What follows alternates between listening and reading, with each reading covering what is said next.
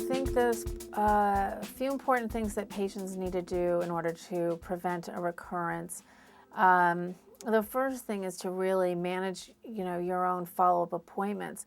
I think there's a few of us that were surprised that doctors don't send that little card out in the mail to remind you, like a dentist used to do, to remind you of those follow-up appointments. It's your responsibility to manage those, and you've got several doctor's appointments to follow up depending on the type of treatment. For me, I had to follow up with my surgeon, an oncologist, my radiologist, and for a while, first year, my plastic surgeon.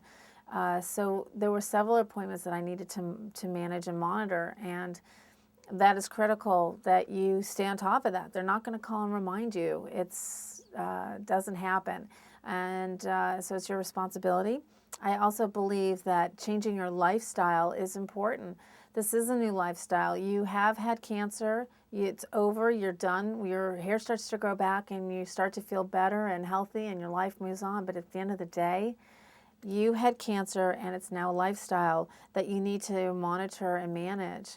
That means, looking at your diet and eating healthy foods. There's been a big link to having extra weight and fat in the diet and on your body, linking with cancer. So being healthy and eating well, exercise, and just being very cognizant of how you feel on a day-to-day basis, how your body feels, and recognizing any potential symptoms to, make that phone call if there's any concern.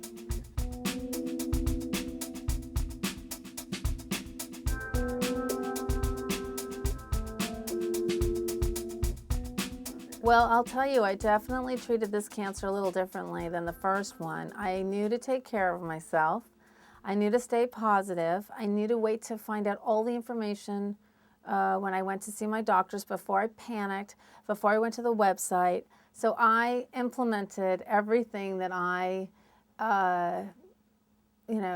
from experience. I did exactly what I tell everybody else to do. I followed the rules. I called my insurance carrier. I made sure to have all my questions ready and prepared before my doctor's appointments. I had all my paperwork and my slides, pathology report. I asked all the questions and had several opinions before we went ahead and made the final decision of the treatment that I would take on. So, and even going through the process, I hate to say it, but ovarian cancer, I thought, I had breast cancer. I know what the surgery is going to be like. I've had that. I've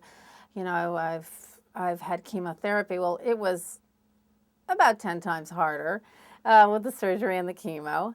That was a bit of a surprise, but the process remained exactly how I knew to get through it, and I was able to stay positive and keep my family from panicking and my friends from panicking, which is unfortunately one of the jobs that sometimes we end up taking on, is keeping everybody else calm when your friends and family start to really panic. But I was very lucky. I got, again, an opportunity to see some wonderful doctors. I had, what else? I had my Cancer 101 planner.